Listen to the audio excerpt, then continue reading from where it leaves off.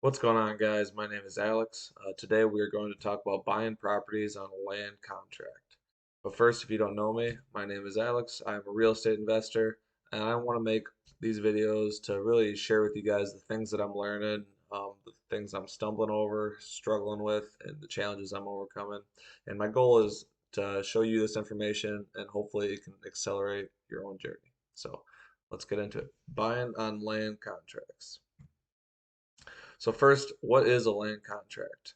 It goes by quite a few different names, kind of depending on what part of the country you're in, but it's really all the same thing.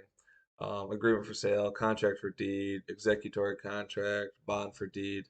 And it's really just a real estate agreement that allows you to make payments to the seller.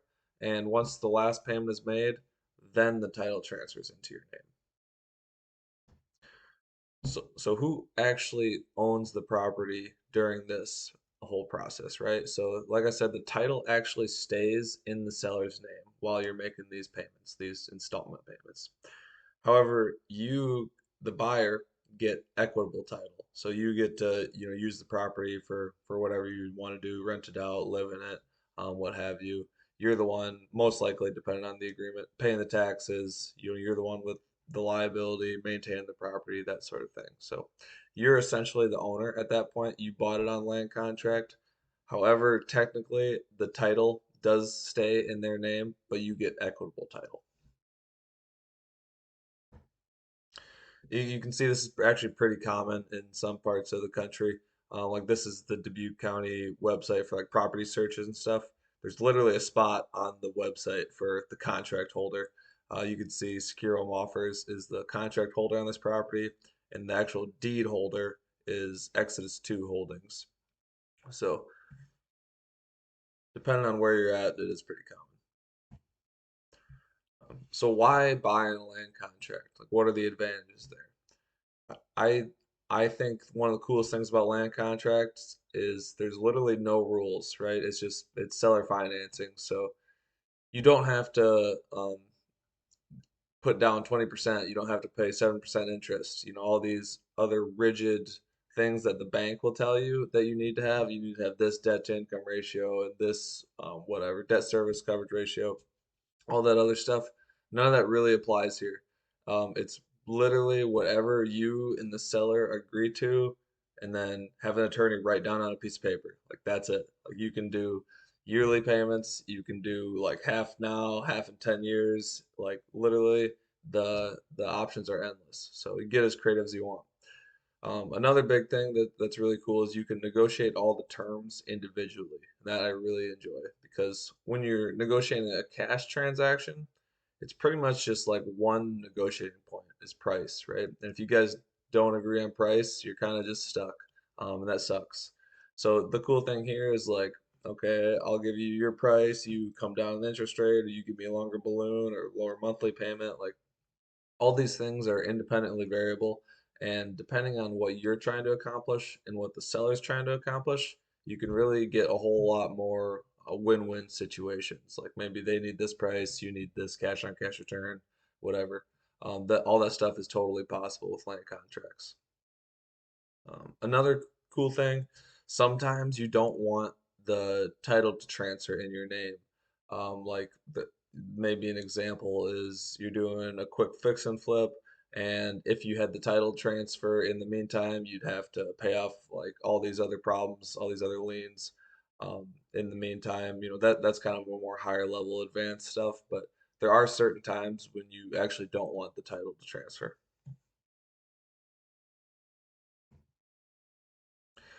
So how do you find deals that could potentially be land contract deals? So the two big ways are always the first one's always relationships, right? So networking with as many people as possible. So real estate agents, obviously, they're constantly in the game. They know all about land contracts. They're doing this every single day. And then meetups. So other real estate investors go to those meetups, network with people. That will get you a lot of deals, actually, surprisingly. The second way, which is more of like uh, a systematized like way of doing it, is off-market lead generation. So If you were to get a list of maybe like tired landlords or people with high equity or multiple properties, especially in areas that land contracts are already pretty popular, a lot of these people are gonna already know the advantages of selling on a land contract. They're gonna be interested in stuff like that. They're gonna already know about it. It's gonna be much easier um, to get a land contract deal done with a person like this. So I think I can actually show you guys. So if you go into like a website like this is PropWire. This is just a free data website that can help you pull leads and stuff. This one I actually just put in a search for absentee owners. So it means somebody owns the property, but they're not living there. So it probably means they're renting it out. Single family homes, individuals and business owned by them. For an advanced search, I just did like they own at least three properties. So it's probably a landlord. They probably own multiple properties. See, it came up with actually like 2,400 results just in Dubuque, Iowa. So there's a ton of opportunities out there. These people who are landlords who own multiple properties, there's a high likelihood, like I said, that they know what land contracts are, they understand them, they understand the benefits. So that is one definite way of finding land contract deals. So underwriting land contract deals, it's similar to a cash deal. You just need to make sure like your cash flow is the first thing. So your monthly payment to the seller can't be too high to where you're losing money every month, right? So this really depends on what interest rate you agree to pay them, if you agree to pay them at all, an interest rate.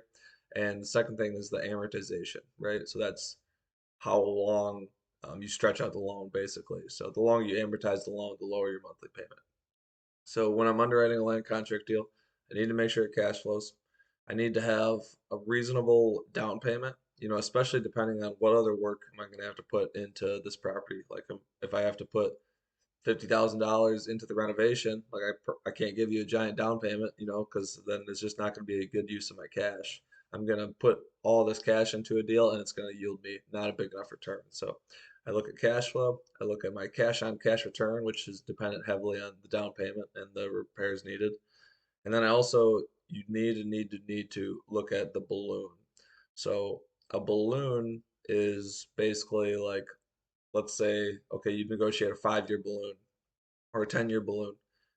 On that balloon date, you owe the rest of the balance of the loan. So if you still owe $50,000 or $100,000, whatever it may be, at that balloon date, you got to come up with all that money at once. So you need to make sure that you're in a good enough equity position at that point. So something that can be tempting is like, okay, I can kind of overpay for properties on a land contract because, I'm still getting it cash flow. I got a low down payment, XYZ. Well, that's great, but you just do need to make sure that on that balloon date, you have enough equity where you can refinance or you can sell or do whatever you need to do um, to get out of the property and not be like upside down on it, where you still owe more than what the property is worth.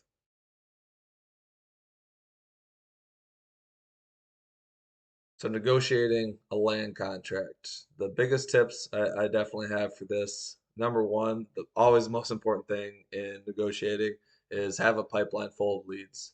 So the strongest negotiators they don't need this deal. Like they have 100 other deals they're looking at. And when you have that attitude, you have so much more power in the negotiation because you can just walk away at any time. So that's definitely the most powerful thing. Don't be looking at like one lead and trying to negotiate with them with like your life on the line. You're gonna come off as desperate. It's not gonna work. They're gonna have you there. So at least I would say minimum 50 leads for sure of people that you're looking at. The second thing is build trust and rapport. This is a long-term relationship between you and the seller where you're going to be paying them over time. So you need to build that trust and rapport. You need them to trust you. You need them to know that you are going to perform. You're not going to make this a headache. This is going to be hassle-free, and all the risk that they're taking on is hopefully going to be a non-issue. So spend a ton of time doing that, building trust and rapport. And just it comes through talking to this person more and more, being consistent, showing up when you say you're going to show up, all those little things there. So that is super important. build trust and rapport, and find out what the seller is trying to accomplish, right? So a lot of the reasons people like to sell on land contracts is for the tax savings. So that is, I would say, a major, major motivator, at least for the people that I market to, which is a lot of tired landlords. A big reason is the tax savings because if they sell this property all at once, they get a big old chunk of money today. They got to pay taxes on all of that, right? So instead with a land contract, we can spread that out over time. You only get taxed on the money you receive. So if they only receive X amount per year, they get taxed much less over a longer period of time. So the tax savings is a powerful motivator for a lot of people, but it really depends on who you're talking to. It could be purchase price, right? So maybe you have a seller that just, I'm not selling unless I get X price. And maybe market value is a little bit lower than that, but you can still structure it in a way that makes sense for both of you. Maybe they're really, looking for interest. They want to make money on their money. They don't want to just sell their property and have the money sitting in a bank account doing nothing, getting eaten up by inflation. Um, or security, like what are they looking for? Do they need a huge down payment? That sort of thing. So the goal here, especially with land contracts and creative finance and stuff, you need to figure out what the seller is trying to accomplish, and you have to solve that problem. So that's how you're going to create these win-win situations where they benefit, you benefit, everyone comes together, we do a deal. So conclusion, um, a land contract is pretty much just an agreement to transfer the title in your name. In the meantime, you get equitable title, and there are no rules. So get creative. Really internalize that. There are no rules. You don't have to do XYZ. You don't have to put 20% down. You don't have to pay prime interest rate. Really absorb that thing that there are no rules. Like you could pay the seller a portion of the cash flow if you wanted to. Like you can just get as creative as you want. So that is land contracts, buying on land contracts. Hopefully you guys enjoyed and let me know what you guys want to see in the next one or if you have any more questions about land contracts.